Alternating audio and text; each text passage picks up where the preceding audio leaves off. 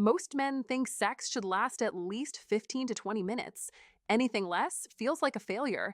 But what if I told you that belief is completely wrong, based on nothing but myths, locker room talk, and unrealistic expectations? I'm Dr. Rachel Morgan, a urologist, and today I'm sharing real data from 500 couples worldwide that will completely change how you think about duration. The number might shock you, but more importantly, I'm going to explain why it's perfectly normal, why longer isn't better, and what actually matters for satisfying sex. Before I launch into the data, it's important to define what sex actually means. Well, in this particular study, sex means penetration. So, from the initial penetration to the end of penetration, it does not include foreplay. That does not mean that's what sex should mean for you, but that's how they defined it in this study. The data I'm presenting specifically looks at sex between men and women. But no matter what the data says, it's important to communicate with your partner about what their expectations are and what they enjoy in a sexual relationship, during intercourse and outside of it, because it's different for each and every person. And in order for you to have a fulfilling sex life, it's important to communicate and always be open. So, what do men think the ideal length of penetrative intercourse is? Specifically, in medical speak, we call it intravaginal ejaculatory latency time, or IELT. And what that is essentially the time from the beginning of penetration to ejaculation. On average, men estimate the ideal length to be about 16 minutes, and the actual length, what they think people actually last for, is about 9 minutes. But what's the real data? Before we get to the actual numbers, let's talk about why there's such a massive gap between what men think is ideal and what actually happens. Because this gap is one of the biggest sources of sexual anxiety for men, especially after 40. Three reasons drive this disconnect. First, pornography. The average porn scene shows 15 to 30 minutes of continuous thrusting, with men who never seem to tire or finish too quickly. That creates a completely unrealistic benchmark that most men unconsciously adopt as the standard they should meet. Second, locker room talk. Men rarely admit vulnerability about sex. Instead, they exaggerate. So the stories you hear from friends or colleagues aren't grounded in reality. They're inflated, and that skews your perception of what's normal. Third, cultural messaging that equates longer with better. We've been told for decades that marathon sessions equal superior performance, that a real man can go for hours.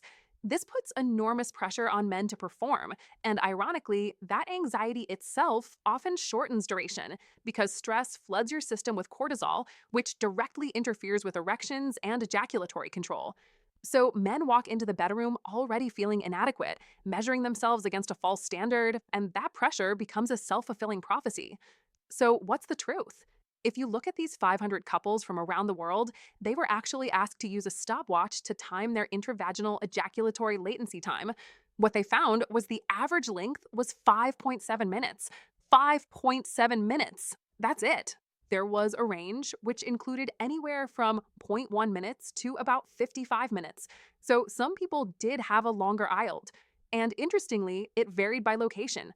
Turkey had the lowest IELT of 4.4 minutes, and the UK had the longest IELT of about 10 minutes. So that's what the average is. And if you're in that range, you're completely normal. Now, you might be thinking, only 5.7 minutes, that seems short. But here's what most men don't realize. Biologically, 5 to 7 minutes of penetration is actually optimal for most couples. Let me explain why. From an evolutionary standpoint, ejaculation is designed to happen relatively quickly. The male body is wired for efficient reproduction, not marathon sessions. Early humans who could successfully reproduce quickly had a survival advantage. That's the biology you've inherited. Physiologically, after about 5 to 10 minutes of sustained thrusting, most men's pelvic muscles begin to fatigue. Sensitivity starts to dull, and the quality of the experience, both physically and mentally, can actually decline. You're no longer present, you're just enduring. And here's the part most men miss. For women, the majority of sexual pleasure comes from clitoral stimulation, not prolonged penetration. In fact, extended penetration without adequate lubrication or arousal can lead to discomfort, soreness, or even pain. So when you see that 5.7-minute average, don't think too short. Think biologically appropriate. Your body is working exactly as it's designed to work. Let me share a quick example. Mark, 52, came to my office anxious that he was finishing too quickly at around 6 minutes. He thought something was wrong with him. When I showed him this data, he was stunned. He'd been carrying shame and stress for years over something that was completely normal. Now, let's talk about what women want, because this is where most men completely misunderstand the situation. There's a poll, not a scientific study, but a poll of about 4,000 women that found the average length of time women desire for penetrative intercourse was 25 minutes. But here's the critical part, they're not talking about 25 minutes of thrusting. What women mean by 25 minutes is the total sexual experience: connection, conversation, foreplay, oral stimulation, penetration, and aftercare. The whole journey, not just the destination. Research consistently shows that most women don't orgasm from penetration alone. In fact, about 70% of women require direct clitoral stimulation to climax. So, when a man fixates on lasting longer during penetration, he's often solving the wrong problem. What matters far more to most women is presence, attentiveness, communication, and variety, not just how long you can thrust.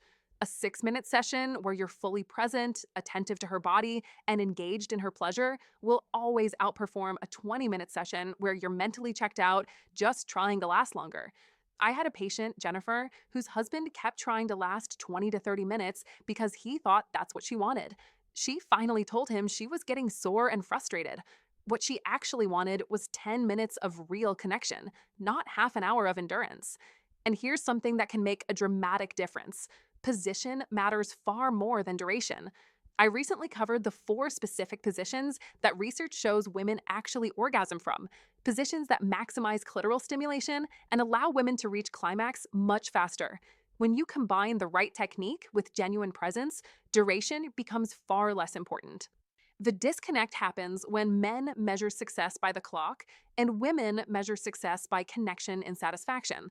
So, when does duration actually become a medical concern? Because there are times when it's worth seeing a specialist. Premature ejaculation is typically defined as consistently finishing within 1 to 2 minutes and feeling significant distress about it, not just once or twice, but regularly. And it's causing problems in your relationship or your self esteem. On the other end of the spectrum, delayed ejaculation is when you're struggling to finish even after 15 to 20 minutes of thrusting. This can be a sign of underlying issues like medication side effects, particularly from antidepressants, hormonal imbalance, low testosterone, or psychological blocks like performance anxiety or relationship stress. If either of these situations sounds familiar and it's causing distress for you or your partner, that's when it's time to see a urologist or a sex therapist. Both can help identify the root cause and offer practical solutions, whether that's behavioral techniques, medication adjustments, or addressing underlying health conditions. But if you're in that 3 to 10-minute range, you're completely normal. And the solution isn't to try to last longer, it's to focus on the overall quality of the experience. So here's what I want you to take away from this: the average length of penetration is 5.7 minutes. That's what the science shows. If you're reaching that average or anywhere close to it, you're doing just fine. The most important thing is that you and your partner are satisfied, not that you're hitting some arbitrary number you heard in a locker room or saw on a video. Real sex, the kind that creates genuine intimacy and connection, has very little to do with duration and everything to do with presence, communication, and mutual pleasure.